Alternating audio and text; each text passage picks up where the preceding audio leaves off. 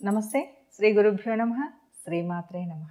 శ్రీమాత శ్రీ మహారాజ్ఞి శ్రీమత్ సింహాసనేశ్వరి చిదగ్నికుండ సంభూత దేవకార్య సముచిత ఉద్యద్భాను సహస్రాభ చతుర్భావ సమన్విత అమ్మ దయతో మనం అనేక రకాలుగా ఈ జీవనం సాగించేటువంటి మనలో పండగలు కొత్తదనాన్ని ఇస్తాయి. పండగలు ఒక ఆలోచనని రేపుతాయి. అలాగే మనకు రాబోయేటువంటి ముఖ్యమైనటువంటి పండగ ముక్కోటి ఏకాదశి. మనకు సహజంగానే ఏకాదశిలు 24. ముక్కోటి ఏకాదశి. మరి ఈ ముక్కోటి ఏకాదశి ఏం చేయాలి, ఎలా చేయాలి? ఈ ఒక్కరోజు మనం చేసేటువంటి ఆ పూజ క్రతువు వల్ల మనకి ఎలా ఉంటుంది అంటే, విష్ణుమూర్తి ఆషాఢ మాసంలో మరి తాను శయన ఏకాదశి రోజు నిద్రించినటువంటి ఆయన కార్తీకంలో మేల్కొన్నాడు. ఇక్కడ ముక్కోటి దేవతలందరూ కూడా వైకుంఠ ఏకాదశి అని కూడా పిలుస్తాం. ఎందుకంటే వైకుంఠ ద్వారం, వైకుంఠాన్ని చేరాలి అంటే తెరిచినటువంటి ద్వారం.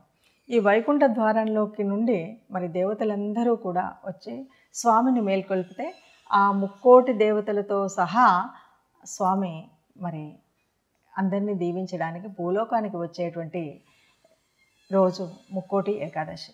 ఈ ముక్కోటి ఏకాదశి రోజు మనం ఏం చేయాలి, ఎలా చేయాలి అంటే మనకు తెలుసు. ఎంతోమంది కూడా ముఖ్యంగా వచ్చేటువంటి ఈ ఏకాదశిలో ఉదయాన్నే దాదాపుగా 3 గంటల నుండి కూడా స్వామి ఆరాధన జరుగుతూ ఉంటుంది. వైకుంఠ ద్వారం తెరుచుకుంది అన్నాం. వైకుంఠ ద్వారం తెరుచుకోవడము అంటే స్వామి కోటి దేవతలతో కలిసి భూలోకంలోకి రావడానికి కోసం తెరిచినటువంటిది. దీనికి మనకు అనేక రకాలైనటువంటి కథలు వినిపిస్తూ ఉంటాయి. ముఖ్యంగా జయ విజయులు ఇద్దరూ కూడా స్వామితో పోరాడి మల్ల యుద్ధం చేసి స్వామినే వరం కోరమని అడిగినప్పుడు, స్వామి చేతిలో చనిపోమన్నప్పుడు, ఇక చావడం తప్పదు అన్నప్పుడు వైకుంఠంలోకి మోక్షం పొందేటువంటి ప్రాప్తి కావాలన్నారు. నిజానికి విష్ణుమూర్తి ఇప్పటి వరకు ఏ జన్మలో ఏ అవతారంలో ఎవరిని సంహరించినా, ఓ పూతన అవ్వచ్చు, ఓ కంసుడు అవ్వచ్చు, ఇంకెవరైనా అవ్వచ్చు, సంహరించిన తర్వాత మోక్షానికి పంపించడం అనేటువంటిది ఒక పద్ధతి. మరి అందులో భాగంగానే జయవిజయులు ఇద్దరు కూడా వైకుంఠ ద్వారానికి ఇద్దరు కూడా ద్వారపాలకులుగా ఉండేటువంటి పరిస్థితిని కోరుకున్నటువంటి కోరిక ఈ కోరిక ఉంటుంది. ఈ వైకుంఠ ద్వారానికి ద్వారపాలకులుగా ఉండాలి అని ఒక రాక్షసులు వారు మోక్షం పొందిన తర్వాత కోరుకున్నటువంటి కోరిక ఒక ఉపయోగకరమైందే అనేటువంటి భావన ఉన్నటువంటిది కాబట్టి విష్ణుమూర్తి తదాస్తు అన్నాడు. ఇలా వైకుంఠంలోకి వైకుంఠ ద్వారాలు తెరుచుకునేటువంటి సమయం. అందువల్ల మనం ఈ ఏకాదశిని ఇది ఎప్పుడు అంటే కొద్దిగా మనకు మకర సంక్రమణం జరిగేట ముందు, అంటే ఉత్తరాయణ ప్రారంభ కాలానికి వైకుంఠ ద్వారాలు తెరుచుకునేటువంటి స్థితి అని చెప్పచ్చు.